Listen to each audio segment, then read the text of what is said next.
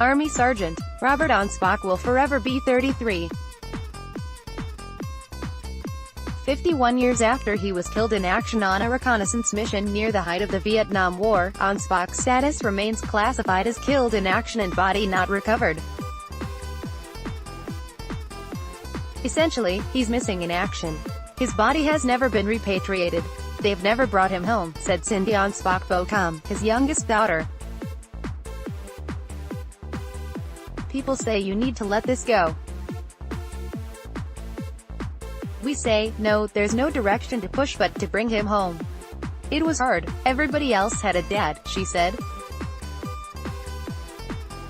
It was very hard. Anspach, a drill sergeant who served with Fort Bragg's 4th Mobile Strike Force Command, 5th Special Forces Group, is honored on the Vietnam Memorial Wall. His name is etched into the polished black granite in Washington. But back home in Fayetteville, there is no gravesite for family members to visit. As she has in the past, Baucom said, she probably will put out flags from one side of her yard to the other in honor of her father on this Memorial Day. He will be in her thoughts. Baucom was 8 when she last saw her father alive, while peering through a chain-link gate of the Fayetteville airport. Glenda Anspach, his wife, had just turned 30. Robert Allen Anspach had been home on re-enlistment leave, and he was boarding a commercial flight for a return to Vietnam. As he was getting on, Glenda Anspach said, "Sergeant Barry Sadler of the Ballad of the Green Berets fame was disembarking." Robert Anspach's 5 family members, Glenda and their young children, Greg, Sandy, Cindy and Michael, waved goodbye. Glenda Anspach later learned that her husband had told a friend that he felt if he went back to Vietnam again, he would never come back. His wife never remarried.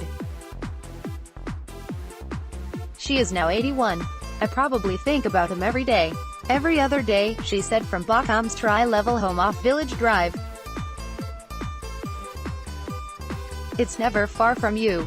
On the wall of the living room, where she and Baucom sat for an interview, hangs a framed picture of a man peering down at the names on the Vietnam Memorial Wall. Hanging next to it is another framed print, this one depicting a red rose with the words, "Not Forgotten." In a corner, a few small shelves of framed family pictures include one of Anspach standing in his uniform, his hands on his hips, roughly a year before his death. 4-year-old Michael, who was the youngest of his 4 children, stands beside him. Both are now gone. Robert Anspach was among 5 servicemen given special honors on May 19 during the 11th annual Field of Honor ceremony at the Downtown Airborne. 6 of his family members attended the ceremony, which was held inside the museum's auditorium because of the rain, while 4 U.S. flags were placed up front to represent 4 of those men during the presentation of honorees. A POW Mia flag was selected to symbolize Anspach. "Because he hasn't come home," Baucom explained. "It's hard," she said. "The other day, at the ceremony, when I heard the bagpipes and saw the flags, my husband said to hold it together." Her mother, who tends to conceal her feelings, acknowledged that her emotions got the best of her toward the end of the flag presentation for her husband. Robert Anspach is one of 1,598 Americans still missing and unaccounted for in Southeast Asia from the Vietnam War era, according to the National League of POW Mia families. Glenda Anspach and the family have never gotten closure from his death. The family is not satisfied with the amount of information the Army has provided them over the years. "I think about my grandkids who never get to see him," she said. "We don't know what they're telling us is true," Baucom said. "Nothing's been consistent." Robert Anspach was a loving father and husband, Glenda Anspach said. By that last tour of duty, she recalled, he was ready to get out of the service. He had told his wife it wasn't like it used to be, and he had begun studying the possibility of retiring later as an officer with the National Guard. But the Army had been a good fit for him. His earlier life, while coming of age in Macon, Mo, presented its share of problems, she said. He wanted a home life and children, Glenda Anspach said. He would experience some of that, into his early 30s, but the time proved short-lived. She's been our mom and dad all these years, said Baucom, 59, glancing across the room at her mother. Glenda Anspach still has a hard time looking at his things, and when she thinks about her husband, she said she reflects on the good memories.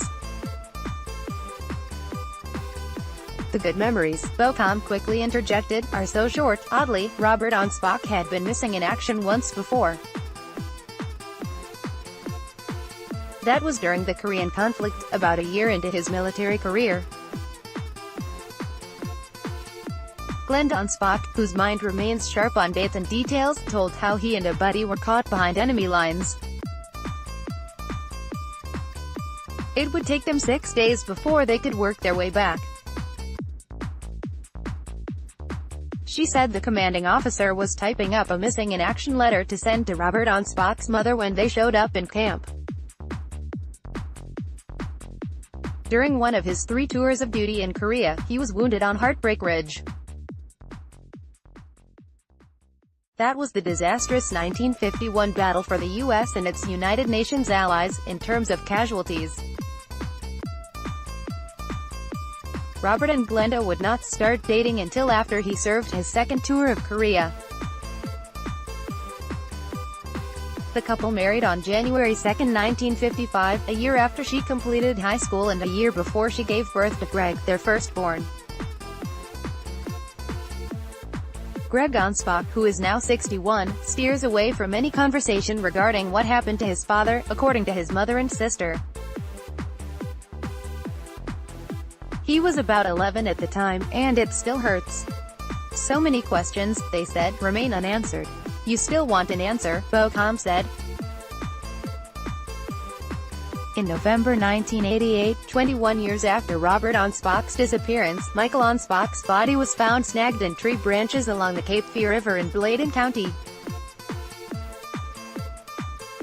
His mother found the body after family members had been searching the riverbank on a daily basis after learning of the boating mishap at the William O.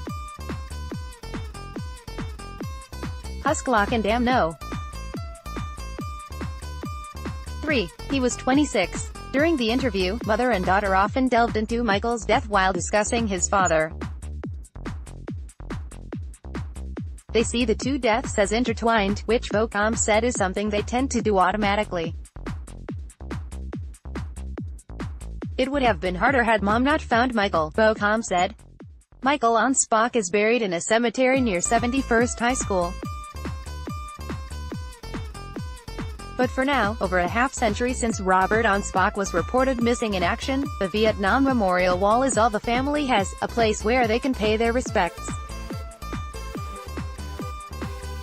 You try not to think about what he could have gone through all those times, Baucom said, her eyes glistening with tears at the thought that her father might not have been killed on the river in Vietnam and might have suffered as a prisoner of war. In late 1966, the Special Forces camps in the Delta region of South Vietnam had been suffering loss and damage from floodwaters. Special Forces, through airboats, and in conjunction with Navy patrol air cushion vehicles and helicopters, conducted a number of successful missions over the flooded regions, according to an online POW network account. On Sept. 11, 1967, Anspach, who had started on this first tour of duty in Vietnam the previous January, was aboard the lead boat in a 6-airboat operation that departed camp at 8:30 a.m. The mission was to sweep north to within a mile of the Cambodian border, the POW network said, then west to the Mekong River. As the first 4 airboats left the stream and entered the Vietnamese portion of the river about 5 miles northwest of the camp, Viet Cong bunkers on both sides of the channel caught them in a lethal crossfire, the network account said. Concentrated machine gun fire riddled all 6 airboats in the first burst, the POW network states, killing SFC Anspach immediately. But Cindy Anspach Baucom said they have heard so many contradictory reports regarding his probable death and possible whereabouts. They said they doubt the U.S. government ever made a concerted effort to recover Anspach's body and to bring it back home.